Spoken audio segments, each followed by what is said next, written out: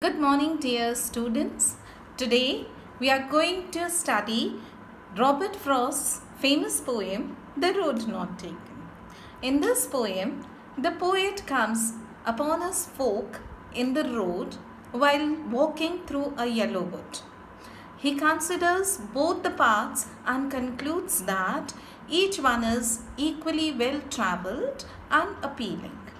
After choosing one of the roads, the narrator tells himself that he will come back to this fork one day in order to try the other road. However, he realizes that it is unlikely that he will ever have the opportunity to come back to this specific point in time because his choice of path will simply lead to other decisions. The narrator ends on a nostalgic note, wondering how different things would have been if he had chosen the other path. This poem is made up of 4 stanzas with 5 lines each, with a rhyme scheme of A, B, A, B. Along with stopping by woods on a snowy evening, this poem is one of the Frost's most beloved and most read works, frequently studied in high school literature classes. Let us all move to the line-wise description of this poem. I would like you all to read the lines given in your book along with me as I do the explanation.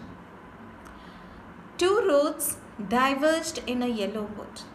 I'm sorry, I could not travel both, and be one traveler, long I stood and looked down one as far as I could to where it bent in the undergrowth.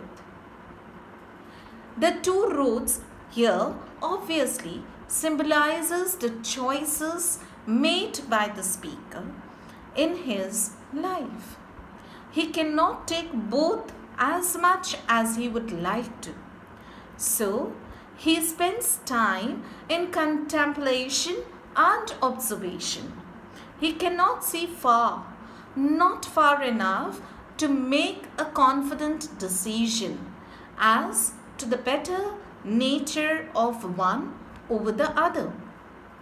The fact that it is a yellow wood perhaps indicates that as fall is often a symbol of the waning years of one's life, the speaker is past his youth, when he can make a choice with the confidence that it is correctable at a later time.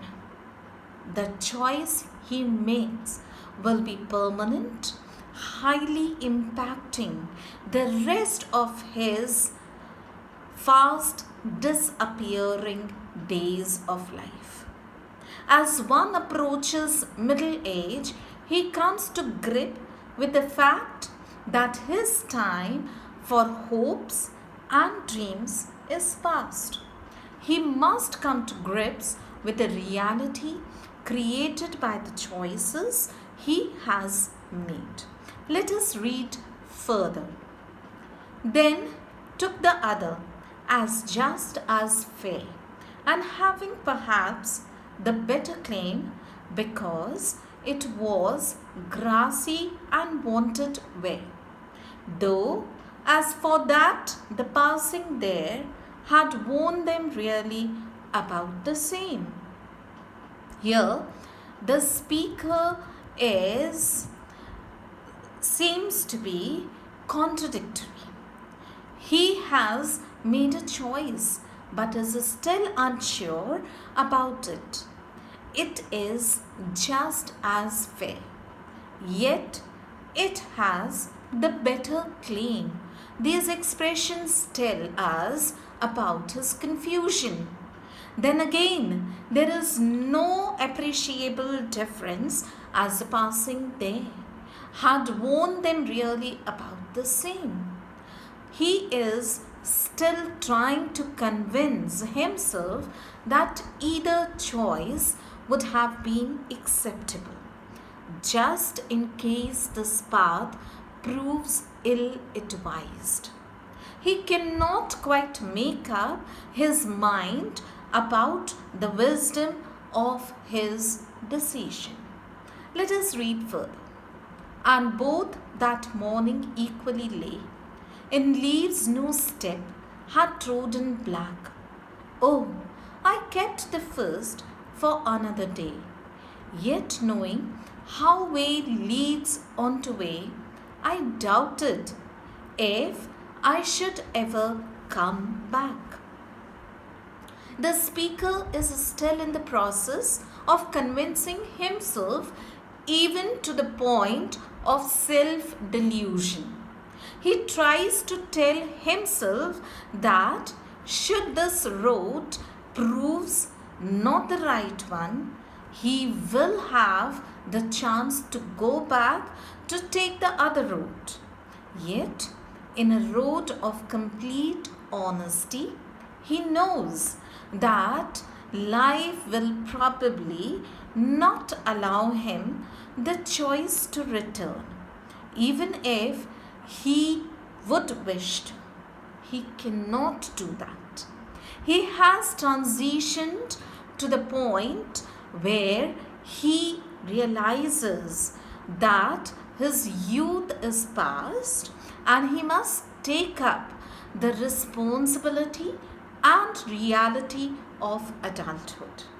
Let's read further. I shall be telling this with a sigh somewhere ages hence. Two roads diverged in a wood, and I took the one less travelled by, and that has made all the difference. He has come to the decision for good or ill. The choice he has made will be permanent and highly affecting his life. He looks ahead to time when he can look back and tell that the choice he made were wisely or unwisely was the point at which his life's path was set. With this, we come to the end of the explanation. Thank you.